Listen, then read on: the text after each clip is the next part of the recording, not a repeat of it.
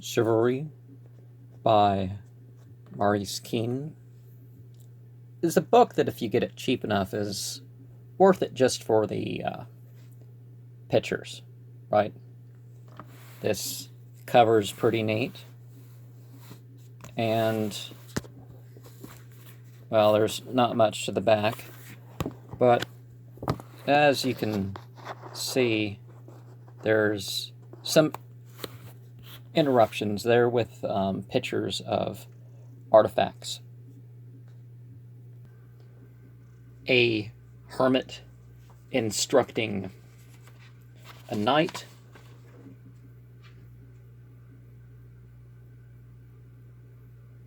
charging with a particular lance, the couched lance, methods of handling the lance, chivalry brought into Christianity, with, of course, visions of Mary and all that. We have girding at the altar, Emperor Sigismund dubbing a knight at Rome. I guess I can't do a slideshow with these, but the Swan Knight comes to Nijmegen. Delivery of weapons.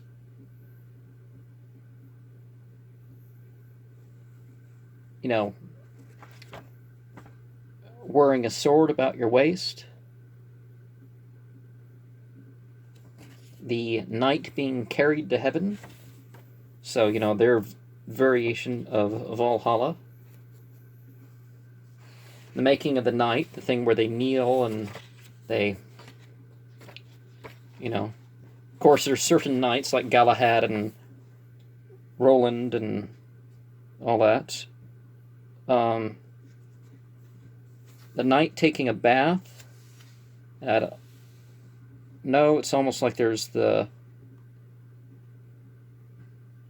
guess the monks are helping him take a bath. I don't know why that's necessary. You do find talk of the,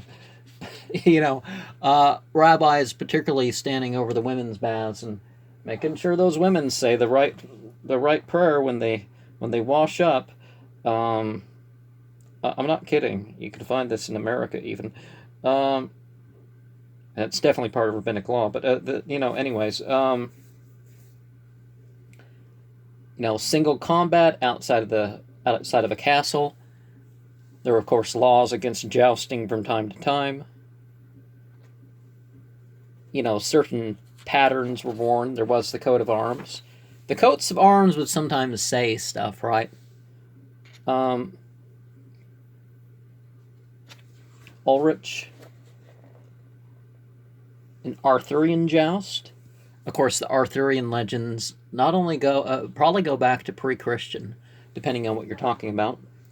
The tournaments, the church tried to stop the tournaments. Of course, we know the tournaments were something that carried on a pre-Christian culture, particularly that around France. Because a lot of the stuff with the knights had to do with French stuff, right? And there was, of course, the talk of courtly love. And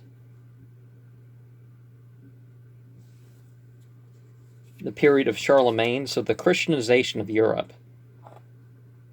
So the whole knight thing was a way of bringing out some of that myth.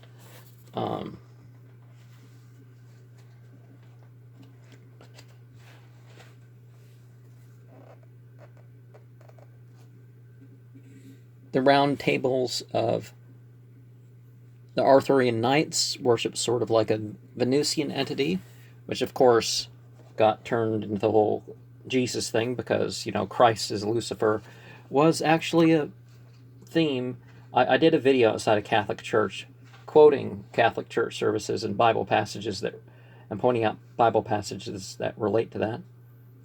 You had the company of the Round Table.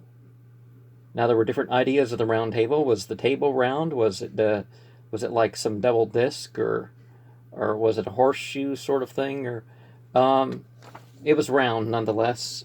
The 9 worthies and then the 9 heroines. You could think of those as 2 groups of virtues. In Celtic culture, you had pretty much 6 virtues of women that were agreed upon, 6 virtues of dog ownership, and 6 virtues of the man. And I don't remember them all, and I don't think they list them off here, but we can go into some of these. Lion cells. Different. Some designs carried on things that you like. It's like, really? They put that on the shield? But others tended not to be so bad. Like, literally, oh, this person's gay, or this person's, there's something, homosexual, or bisexual, whatever, same thing. Ultimately it is. Or somebody got a bad injury or some bad luck or something. So if their line survives, they carry on that shield. And, there was a lot of shields.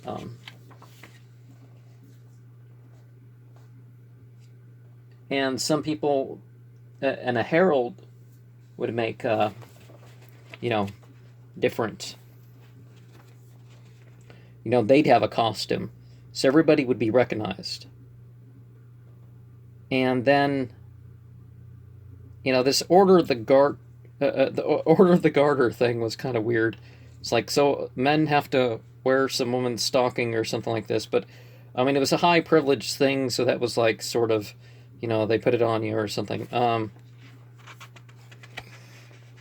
Of course, there were sexual undertones of a lot of the stuff, the locks of the hair and all that other.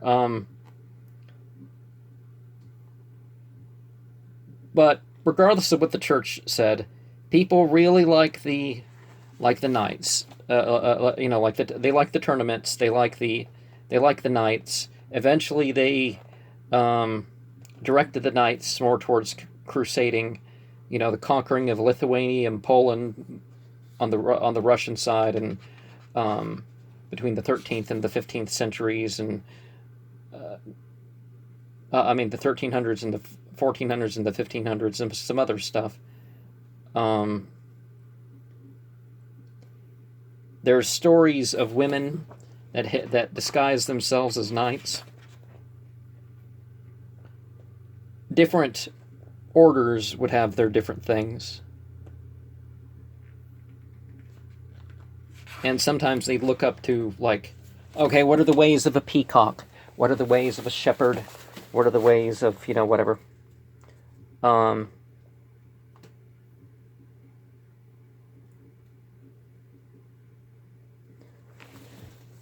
The orders particular to your country are probably going to be important. A lot of us, if we really look into our ancestry, even if we were poor, there's some sort of royal shield somewhere. And the challenges of the jousting and tests that you'd have to perform for a young lady and all that stuff, that kind of varied. Of course, war. There were war horses and certain rules of their meeting. And how to found an order of knights. And I'm just thumbing through these pictures that I can't see. But it wasn't, there's pictures of books and all that stuff, but it wasn't the quasi-religious order like the Knights Templar stuff. So it was more, secular thing. So, but it was like, okay, how are you going to get it so the other knights aren't going to... So, the less rambling portion of this. So, the knights... not the Knights Templar. Let's start where starting is due, more or less. So, chivalry is dead. what does this mean? It doesn't mean the same thing when people were saying it initially for the first couple centuries, because chivalry was sort of a division for the service nobility, not the merely inherited nobility, but the service nobility, which can climb their way up, I guess, to get the approval of both the people in charge and to get the approval of the people below them. Now, it goes beyond, of course, French custom at that time, really, because of, Charlemagne and all that.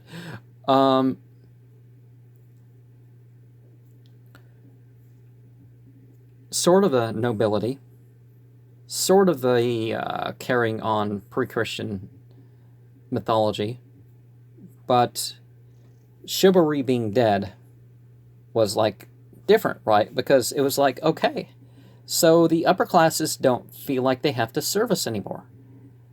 Like they don't have to be good for the people. Because you felt that people felt like those knights riding around and stuff was like somehow making us safe, at least from some non-Christian off to the side, right? Because this was the Christianization of Europe.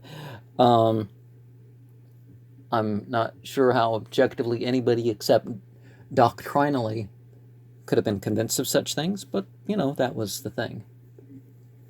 Nowadays it's like, okay, nowadays people think, well, chivalry is just being manly and being a ridiculous romantic towards women, and you throw down your coat in the mud pile rather than saying, why don't you walk around the why don't you walk around the puddle like I do? It's like, no, you throw down your coat and just so the woman might might get a spot of dirt or something, which she obviously already got on her walk.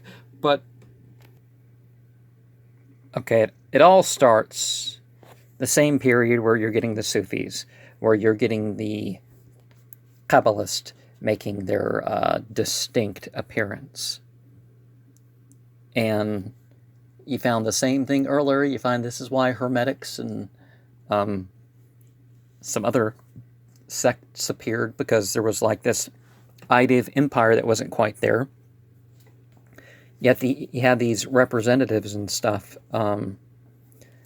So they wanted to get on people like, well, Charlemagne was only around for a relatively brief period amongst all this, but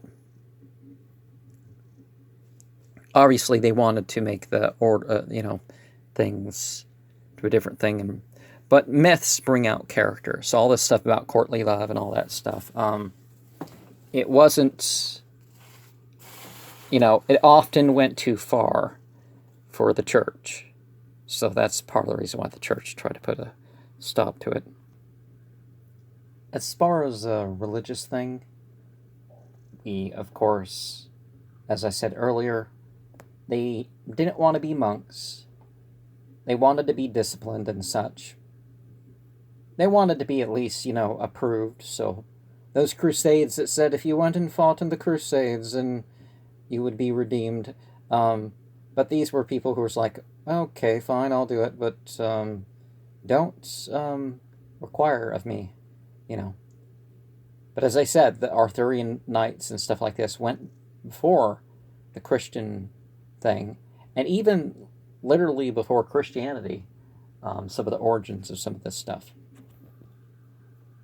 Usually those that were to become a knight not only had to be able to somehow figure out how to afford their way towards the gear, which would be quite expensive by comparison to a salary, but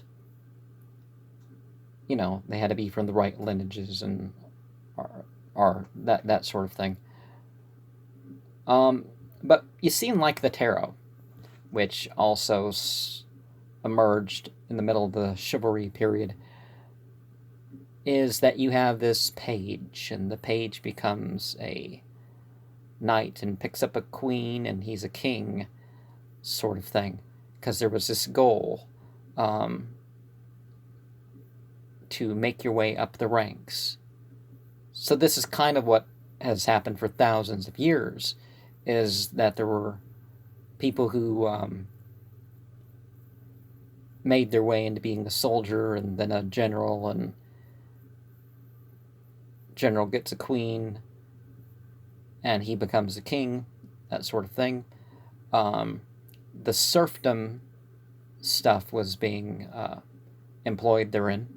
Serfdom was kind of like an updated version of the whole pagan heathen thing, where you divide the land of the state into farming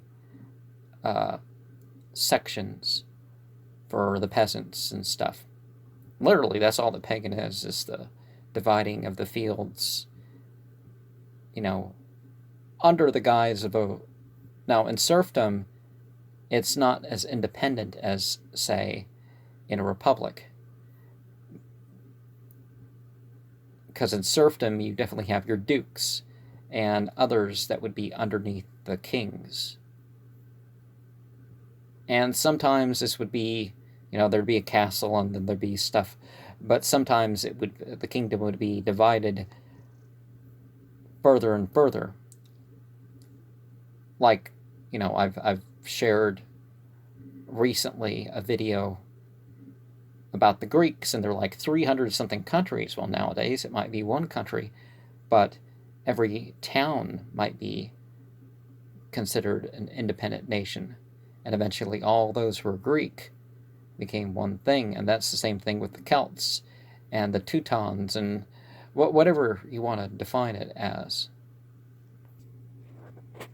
The tournaments of the 1100s onwards, which were not as big as some of the movies will make a person seem, they definitely drew their crowds, but you know what I mean. They make it seem like everywhere had a tournament, and every other richest guy in town would hold a tournament as a contest for his daughter and all that stuff.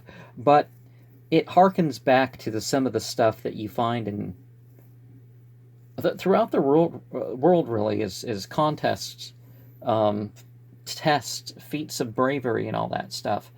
And then sometimes you'd have a group of them that's like, okay, one of us is going to make it, but they're trying to become a member of the group. Their initiations and all. But in chivalry, you'd have some of the stuff like there'd be, it wouldn't be an official baptism, but it'd be like, that same sort of context, right? And, you're going to be one of us, now you have to, get your ritual bath. Some of the signs of the orders would be something that they'd have secret. You'd have your own tribe, and maybe people would just look at your armor and stuff, and they'd say, this is who it is. Or even the flag, even the saddle of your horse or something. But sometimes there would be secret things that people would carry. And of course there'd be a lot of tricks because, there'd be war, right? With all this, there was real consequences. Like if you were sneaking around, even with a poor person's daughter, there were real-world risks involved. And the knights got politically involved. They took their risks for the women, although it wasn't quite as recklessly abandoned as, you're typically going to find. If you look around at the stuff on the drawings and stuff, there's a lot of symbolism hidden in what you're going to find reference to the knights. A lot of little lessons, whether they're put in a religious context or not.